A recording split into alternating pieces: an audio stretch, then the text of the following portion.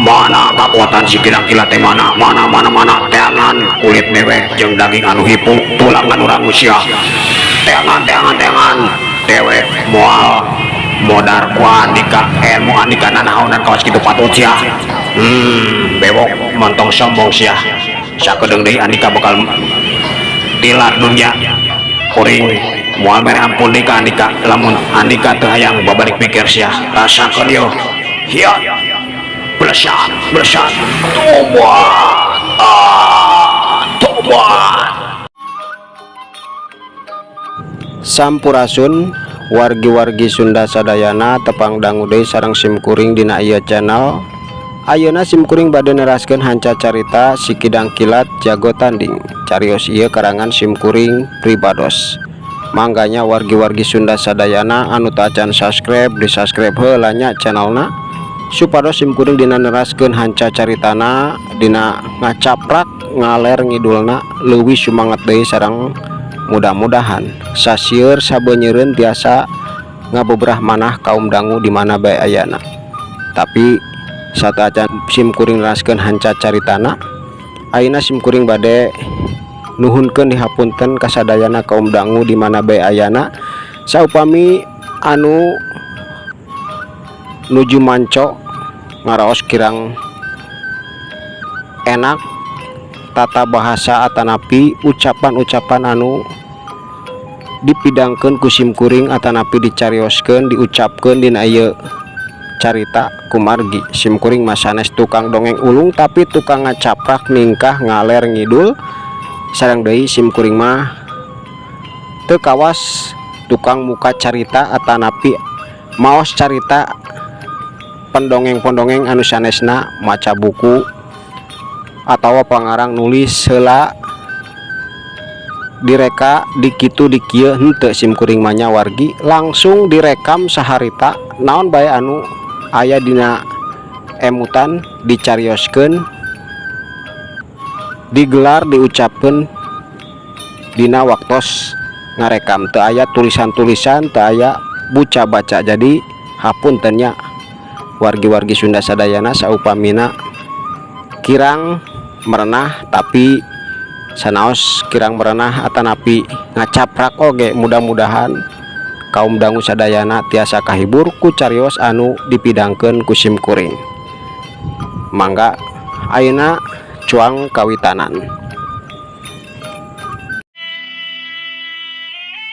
aduh ieu nanaonan sia ieu teh kumaha ieu teh ieu naon ieu teh naon ieu Kidang Kilat nanaonan sia teh kaos kikieuan kaos kieu patut naon ieu teh naon ieu aduh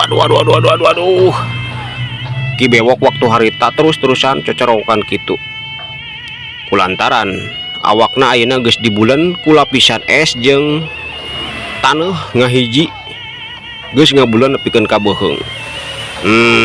Bewok kapan tadi Andika hayang nyaho kakuatan kuring taku kuring ayeuna dibuktikeun jeung deui kuring teh geus mere waktu ka Andika supaya ngeureunaan sagala kajahatan nekadkeun ka diri kuring kahareupeun kuring jeung ka sakabeh warga anu nyaksia dina waktu ayeuna Andika moal ngajalankeun kajahatan deui tapi Andika masih keneh metegreng teu daek nurutkeun kahayang kuring. Jadi kapaksa ayeuna Andika kudu narimakeun kanyataan Andika moal bisa kukumah deui salilana jeung deui dina waktu sakedeung deui lamun Andika teu kuat ngikrarkeun janji bakal ngeureunaan kajahatan lain nepikeun ka beuheung deui sakujur awak Andika moal aya nu katembong deui bakal dibulen ku gulungan es jeung taneuh sok sia rek kumaha jawab samemeh awak Andika beku samemeh dipulen ku gulungan es jeung taneuh jawab rek babalik pikir atawa moal rek ngeureunaan kajahatan atawa moal sabab kuring moal mere ampun deui lamun Andika teu ngikrarkeun janji ngeureunaan sakabeh kajahatan salila ieu. Cok Parman waktu harita langsung nanya gitu bari mencerong ka cida siketna kana beungeut Ki Bewok anu waktu harita teu bisa kukumaha deui iwalti matana anu gular gilir masih kena seukeut mencerong ka Parman. Tapi waktu harita lain ngajawab ngikrarkeun hayang babalik pikir.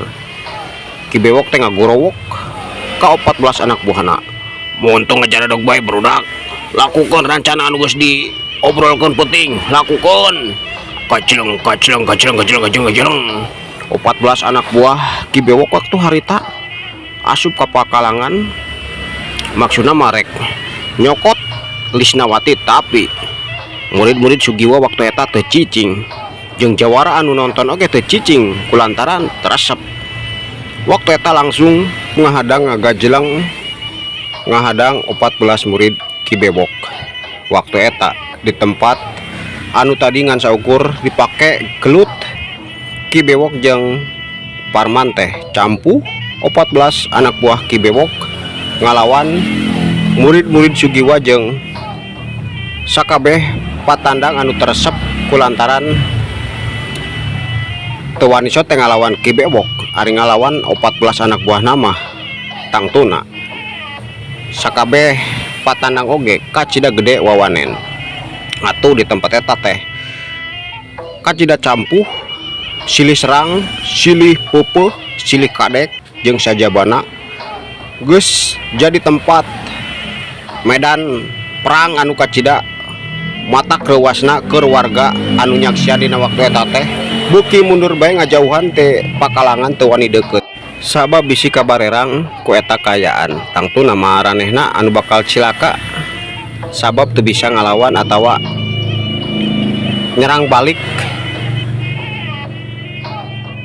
14 anak buah Ki Bewok saumpamana maranehna jadi sasaran. Sedangkan Sugiwa pamajikana Ninik Sukmala jeung Lisnawati waktu harita langsung nangtung mencerong ka pakalangan anu ayeuna geus jadi lautan perang diantara 14 murid Ki Bewok ngalawan murid-muridna jeung patandang-patandang anu ngabantu ngalawan maranehna.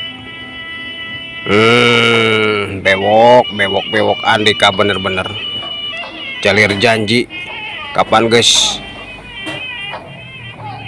dinyatakan teh awalna teu meunang curang, teu meunang ngalakukeun tindakan anu teu bener.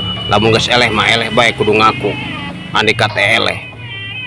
Tapi geuningan kalahkan nitah 14 anak buah Andika nyieun kalakuan anu teu bener. Jeung deui Andika kudu ingat, Andika memang jadi perhitungan keur diri kuring, tapi 14 anak buah Andika mah eueuhna naonan sia moal bisa kukumaha sanajan ku Andika geus digembleng ilmu ge tetep boro-boro ning kudu ngalawan kuring, pamajikan kuring Ninik Sukmala jeung anak kuring. Sanajan ngalawan murid-murid kuring oge moal kuat sia. Sok ayeuna rek kumaha jang kidang kilat ulah diantepkeun kudu diwarah.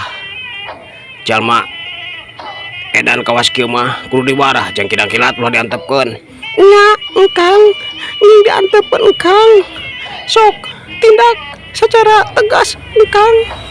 Ceuk Lisnawati waktu harita nimbrung kana caritaan bapana bari imut ngagelenyuk neuteup ka Parman anu waktu harita ngaleret oge ka palebah manehna. Nya ujang ulah diantepkeun, ujang ulah diantepkeun. Nya jang ulah diantepkeun. Warah.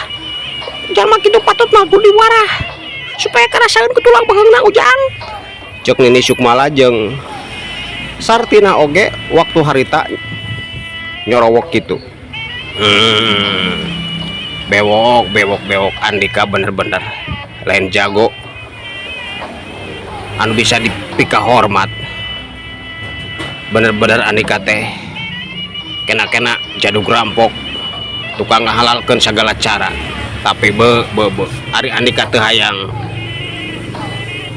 ngikrar keur janji, hayang babalik pikir mah sok hayang kumaha deui. Sok kaluarkeun kekuatan Andika ari mampu kaluar tina eta kulungan es jeung taneuh masok tembongkeun ka diri kuring bewok sameme ku kuring diwarah leuwih ti kieu sia. Cek Parman waktu harita langsung nyarita kitu bari nutup mencerong ka cida sekeutna kana beungeut Ki Bewok anu tetep bae sanajan kayana geus ripuh. Beungeutna masih kene mencerong, matana melotot hurung pinuh ku amarah sanajan waktu eta teu bisa kukumaha salianti keur ngusahakeun hayang bebas tina gulungan taneuh jeung es, tapi beuki lila beuki rapet kuat karasana, beuki lila beuki eungap, tapi barang ngadenge ucapan Parman kitu Ki Bewok teh seuri deui bae ngabarakatak sanajan tadi geus kaciri bingung jeung ripuhna dina nyarita, tapi waktu eta tetep robah sikepna teh kawas samemehna. Montong suka bunga sia, montong suka bunga pedah Andika geus bisa ngabulen awak dewek kawas kieu, tapi ingetkeun sia Kidang Kilat, ingetkeun awak dewek teu nyeri, awak dewek teu bisa gerak hungkul, tapi eueuh nanaonan sia sok tembongkeun ka diri dewek kekuatan Andika teh sok bisa kumaha, nah bisa ngahancurkeun awak dewek, sok lakukeun sia nanaonan kawas kieu patut ditembongkeun ka dewek, eueuh nanaonan sia Kidang Kilat. Eta anu dicorowokeun ku Ki Bewok atuh Parman teh waktu eta ngan saukur ngagodeg-godegeun sirah kulantaran manehna kacidahan jeluna sabab embung ngabinasa jalma, tapi meureunana ari jalmana masih kene heuras kawas kitu kapaksa manehna teh moal ngantepkeun. Bewok kuring teh hanjakal kacidahan jeluna sabab kuring teh ngaharepkeun Andika babalik pikir tobat minta ampun kanu kawasa jeung minta ampun ka sakabeh warga-warga anu geus dinyerikeun ku Andika, tapi geuningan Andika teh masih metegreng rasakeun heula yo hiuk jebrot koleang kubrak aduh. Waktu eta sanajan awak Ki Bewok masih kene di bulan ku taneuh jeung es anu beuki lila beuki rapet sanggeus ditenggel ku kakuatan rongkah ku Parman ngajongkeng nang karak bengkang gogorowokan nahan ka nyeri. Bewok sakali deui kuring nanya rek babalik pikir rek ngeureunaan kajahatan atawa moal sameme ku kuring dilakukan tindakan anu matak Andika nyesel saumur hirup jeung deui Andika teh moal boga waktu keur tobat sabab Andika bakal binasa. Jawab rek ninggalkeun kajahatan moal. Jawab sia jawab Bewok jawab, tanya Parman waktu harita nanya deui kitu kacida tandasna.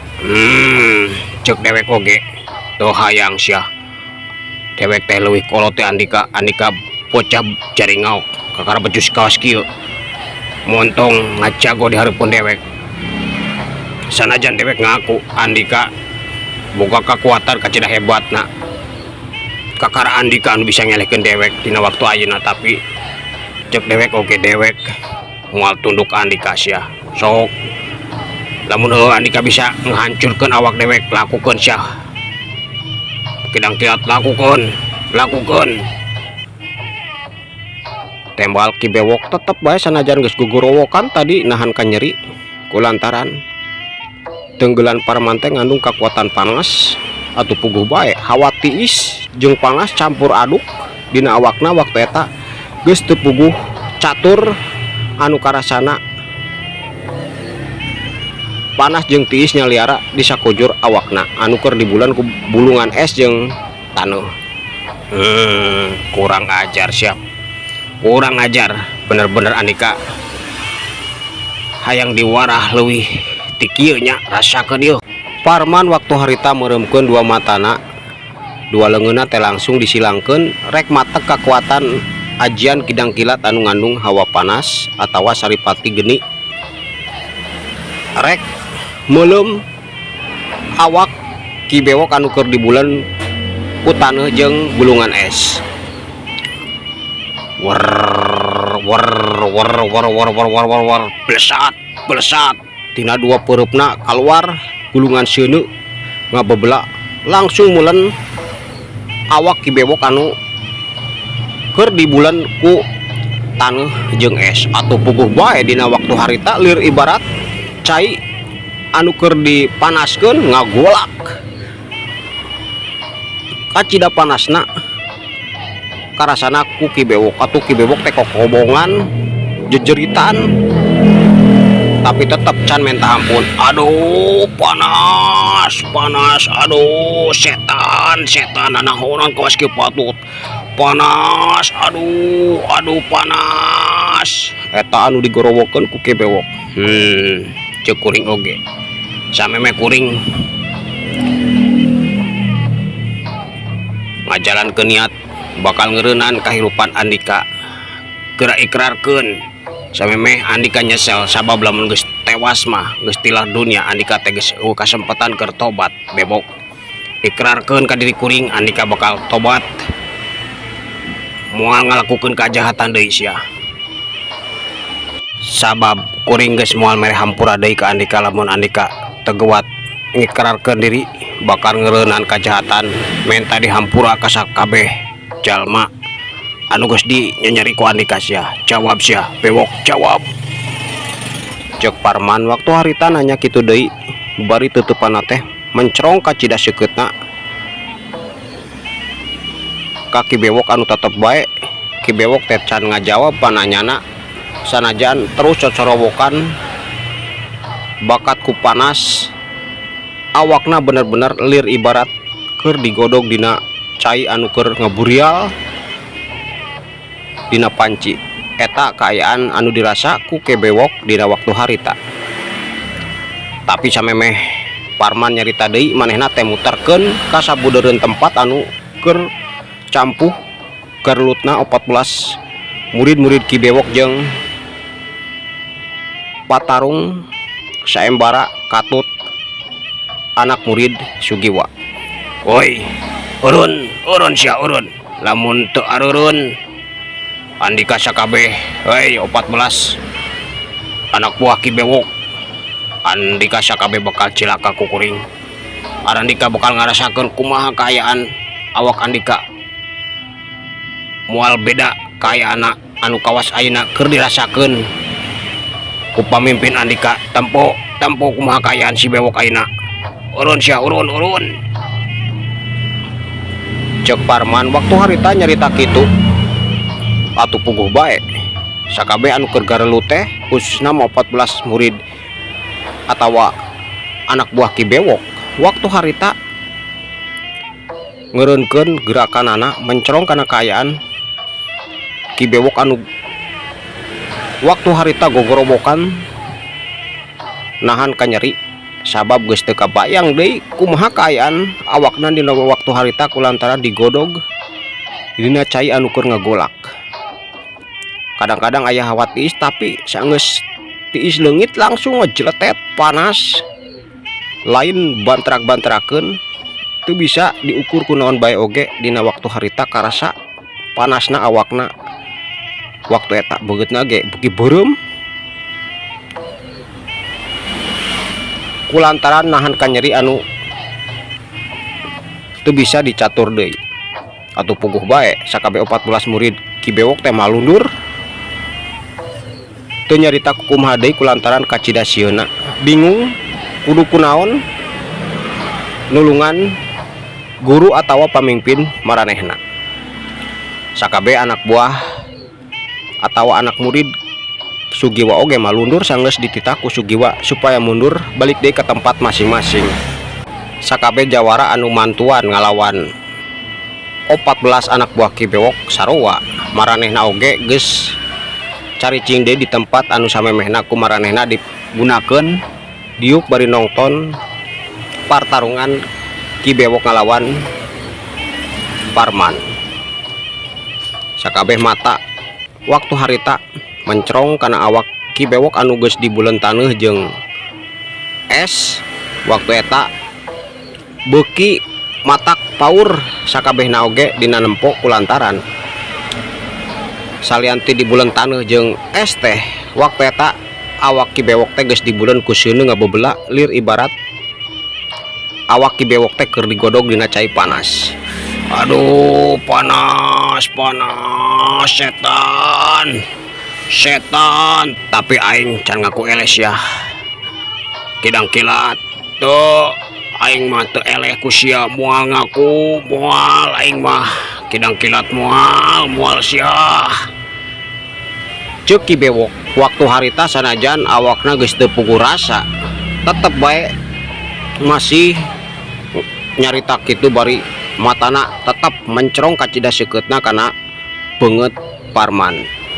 Tapi samemeh Parman nyarita gajeleng Lisnawati jeung Sukmalawati waktu harita geus nangtung digigireun manehna atuh puguh bae dua wanoja teh waktu eta silih teuteup sanajan teu nyarita matak bingung keur Parman. Kunaon nyai, kunaon geuningan kalaka nyamperkeun ka akang, bahaya nyai bahaya. Nanaonan atuh kada sumping ka pakalangan sagala kapan tiasa ningalikeun akang di tempat masing-masing. Cek Parman waktu harita nyarita kitu bari rutret kadua wanoja anu sarua ngagelenyu imut waktu diteuteup ku Parman mah. Tapi pas maranehna silih teuteup dua nana kawas nebarkeun tantangan anu tangtuna ngan saukur dua wanoja anu keur ngarasakeun kumaha kaayaan hate maranehna. Aduh Gusti, ieu kumaha geus kieu, aduh cilaka. Aduh Lisnawati, Sukmalawati, kunaon anjeun teh? Bingung yeuh. Sanajan anjeun duaan can nyarita tapi akang geus ngarasakeun kaayaan hate anjeun duaan. Aduh Gusti, kudu kumaha geus kieu.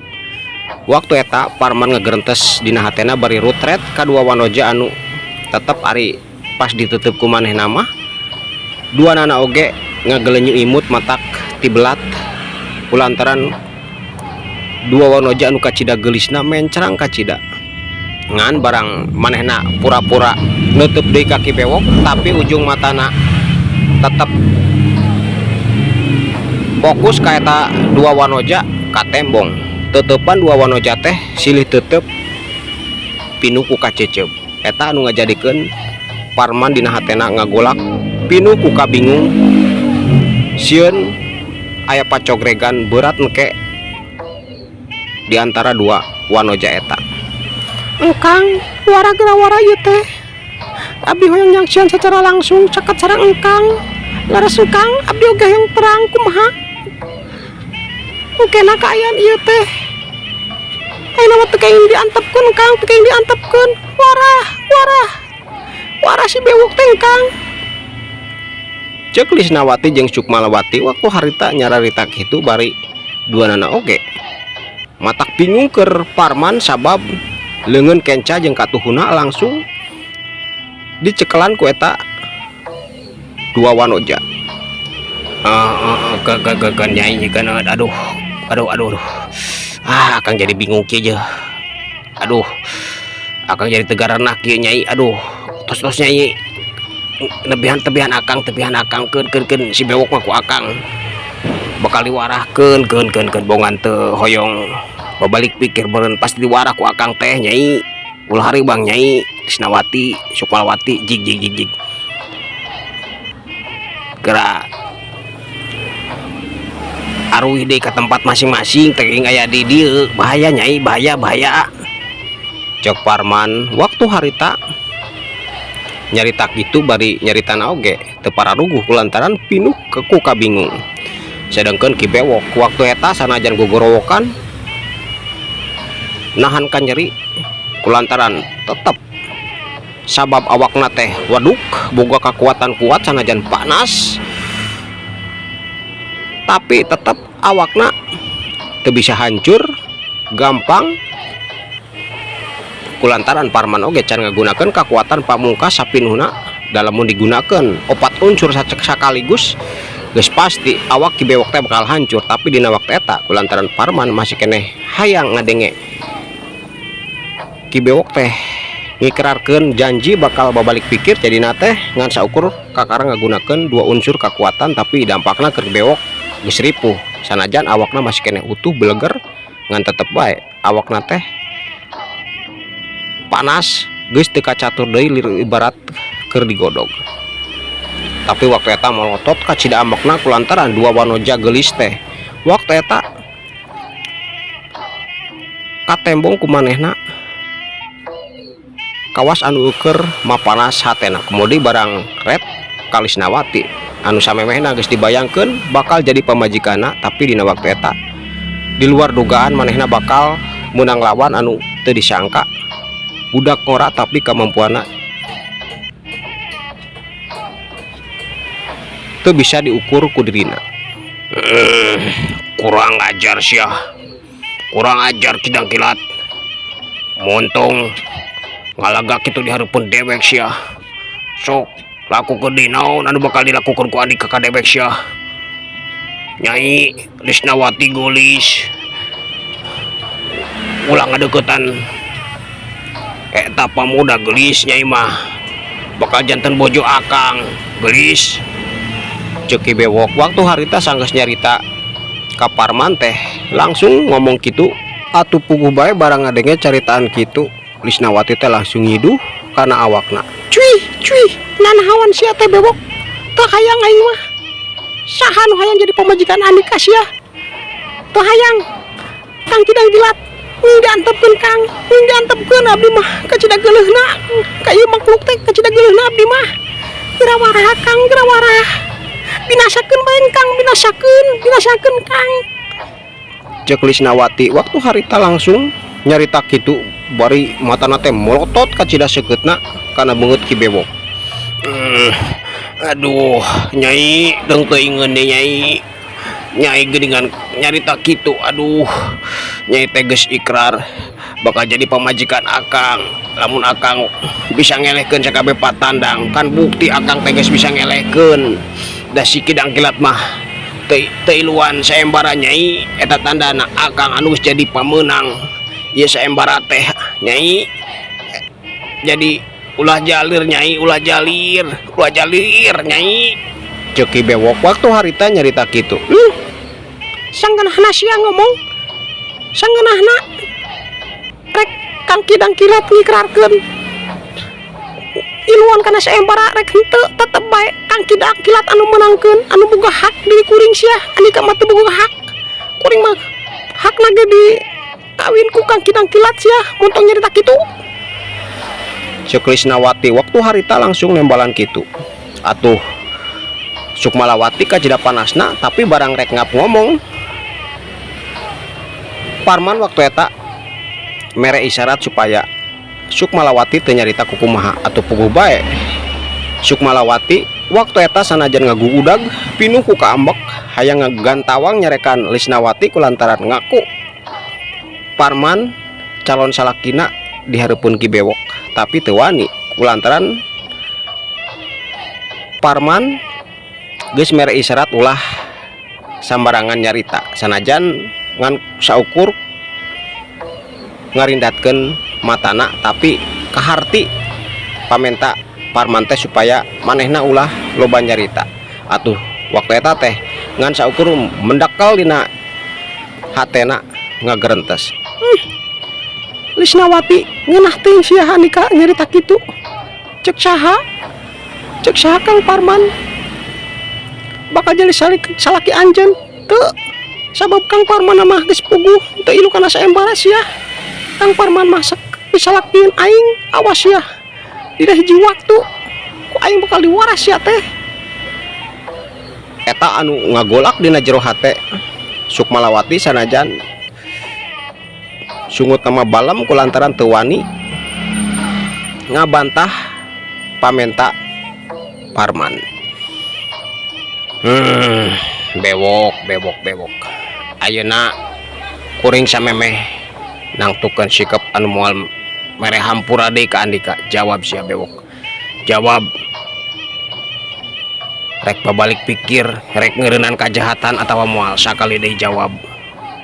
Anu tanes jawab sia, cek Parman bari terus nyodorkeun deui leungeun ka tuhuna, blesat tina leungeunna teh seuneu ngabebela nyamper deui kana awak Ki Bewok anu masih kene digulung ku taneuh ku gulungan es jeung seuneu. Atuh beuki panas bae waktu harita kaayaan awak Ki Bewok teh sanajan tetep bae teu hancur sabab awakna kacida kuat ku kakuatan ilmu wedukna. Aduh panas setan panas dan naonan kaos kieu sia. Aduh panas. Aduh panas ampun. Aduh ampun kidang kilat ampun. Aduh panas nanaonan kikieunan kidang kilat. Cek Ki Bewok waktu harita terus-terusan gogorowokan kokociakan. Geus akang diantepkeun. Pungkasan bae kahirupanana engkang. Pungkasan abdi mah tos teresep ieu teh ka jelema edan kieu teh bakal ngabahayakeun di warga lembur-lembur jeung sareng wanoja engkang lamun diantepkeun mah. Diantepkeun engkang diantepkeun. Lisnawati waktu harita nyarita deui menta supaya Parman ngabinasakeun Ki Bewok. Akang mah teu tiasa ngalakukeun kawas kitu Nyai, sabab akang mah sanes anu kawasa atawa malaikat anu diparentahkeun ku nu kawasa supados nyabutan nyawa jalmi. Akang mah teu tiasa, tapi akang bakal ngalakukeun tindakan anu tangtuna sacara teu langsung.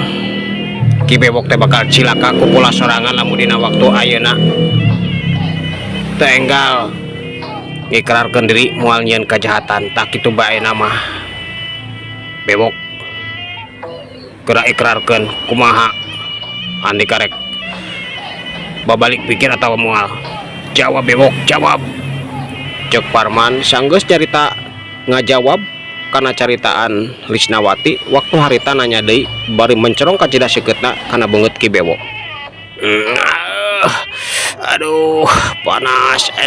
Aduh panas tiis. Aduh nanaonan sia kidang kilat nanaonan kikieuan. Aduh setan aing mah teu eleh setan teu eleh. Aduh panas tiis. Aduh panas.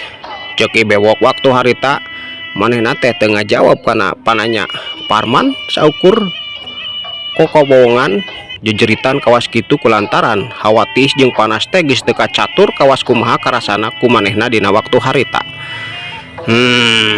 Bener-bener Andika Bewok Andika hayang menang panyiksa anu leuwih berat deui nya. Amun kitu mah teu naon sia teu nanaon. Ayeuna mah Nyai Lisnawati sok malawati enggal mundur bahaya. Akang bakal ngawarah ieu jalma kulantaran masih kene gede hulu ieu jelema teh sanajan parantos kaayaan ribu kawas kieu tapi gede hulu keun ku akang bakal diwarah. Jika mundur Nyai bahaya Nyai. Cek Parman waktu harita menta dua wanoja ninggalkeun eta patempatan. Atuh sanajan sabenerna mah hayang tetep marangan Parman tapi teu bisa ngabantah sabab bisi kalaka ngahalangan gerakan Parman atau dua nana tela loncat ka tempat anu dipake cicing samemehna. Suk malawati cicing deui di tempat anu samemehna sapeupeting di cicingan dipake istirahat ku dirina jeung Parman. Sedangkan Lisnawati waktu eta geus diuk deui digigireun indung bapana anu ngagelenyu imut kulantaran kacida bungahna sabab dua nana oge yakin manehna bakal boga minantu anu boga kemampuan matak bangga sabab geus bukti kakuatan Parman teh di luar dugaan maranehna pangartina kacida luhurna. Sedangkan Parman waktu eta mencerong deui ka Ki Bewok. Andika bener-bener bangka warasiah rasakeun yeuh. Waktu eta Parman teh ngawatak ajian saripati angin kalebug. Angin teh ngadadak muter lir ibarat angin puyuh nyapu awak Ki Bewok. Atuh Ki Bewok teh dibuntang banting awakna anu dibuleun ku taneuh jeung es teh jeung di bulan ku seuneu ngabebela meulem sakujur awakna anu di bulan ku taneuh jeung es dibuntang banting mutar ka cida rongkahna waktu harita dibawa ku angin puyuh kaditu kadieu sakabeh panonton oge meni colohok bingung ku eta kaayaan sabab kakuatan Parman teh bener-bener matak helok keur maranehna sakabeh. Aduh, ampun lain ampun-ampunan bae sia bebok gerak ikrarkeun adi katerek tobat atau moal hiuk blesat sanggeus carita kitu Parman teh ngirimkeun deui gulungan seuneu atuh beuki ngabebela bae beuki panas awak ki bewok teh salianti dibuntang banting ku gulungan angin seuneu oge anu meulem sakujur awakna beuki rongkah kaayaanana. Aduh, ampun aing rek tobat Parman, ampun urunkeun ampun Parman, ampun kadenge waktu eta ki bewok teh ngikrarkeun rek tobat minta ampun ka Parman atuh puguh Parman teh ngerasa bunga sanajan antara percaya jeung henteu. Naon? Nah bener Andika bakal tobat bewok? Jawab sia, Andika bakal tobat atau moal? Bener dewek bakal tobat Parman, ampun geus bebaskeun awak dewek tina siksaan ieu, bebaskeun Parman. Dewek ngaku Andika buka kekuatan hebat, ampun atuh barang ngadenge caritaan ki bewok anu ngikrarkeun bakal tobat teh Parman sanajan antara percaya jeung henteu waktu eta langsung nurunkeun awak ki bewok. Angin limbungan, angin puyuh teh leungit ditarik deui ku Parman. Seuneu oge anu ngabebela meulem sakujur awak ki bewok anu keur di bulan ku taneuh jeung es teh leungit tinggal taneuh jeung es anu masih ngabulen awak ki bewok nepikeun ka beuheungna. Sakali deui jawab, Andika bakal tobat atawa moal bewok? Bener dewek bakal tobat, hampura kidang kilat, hampura ampun teu kuat, aduh teu kuat aing teh hayang modar, teu kuat rek tobat rek mental hampura ka sakabeh warga anu geus dinyarikeun ku aing. Aduh ampun aing minta dihampura Parman, aing minta dihampura, aduh cilaka aing teh, aduh panas, aduh ampun hade sia bewok hade dina waktu ayeuna kukuring Andika masih kede diberek hampura, tapi ingetkeun dina hiji waktu lamun Andika jalir janji Andika moal diberi kesempatan hirup deui kukuring ayeuna sok leungit keblik dua suku Parman langsung nenjerak bumi deui. Atuh taneuh anu samemehna ngabulan awak ki bewok teh ngaburu balik deui ka asal. Hawatis anu keur ngabulan awak ki bewok oge sarua leungit saharita, tapi barang sagala rupana geus leungit awak ki bewok geus biasa deui ngadadak ki bewok teh luncat ninggalkeun eta patempatan bari ngagorowok ka sakabeh murid-muridna. Kabur indit woi kidang kilat dengkeun sia dewek ayeuna ngaku eleh, tapi dina hiji waktu urang bakal adu hareupan deui, dewek bakal ngabuktikeun Andika dina hiji waktu mah bakal modar dina leungeun dewek sia. Les 14 anak buah ki bewok oge waktu harita langsung laluncatan ninggalkeun eta patempatan. Atuh Parman waktu eta rada ngahulang kulantaran teu nyangka ki bewok bakal kabur ti eta patempatan. Aduh Kang, nah diantepkeun geuningan kudu cilaka Kang, kumaha ieu kumaha? Waktosna ka Bujeng Seep cagurang kantunkeun heula cariosna dukikeun ka dieu kumahanya kaayaan Parman sanggeus ditipu ku ki bewok anu janji rek tobat tapi geuningan. Waktu eta langsung susumbar kitu bari ninggalkeun eta patempatan. Insyaallah kapayuna ku simkuring diteraskeun deui sapunya pegat simpai paturai patepang deui mangga permios.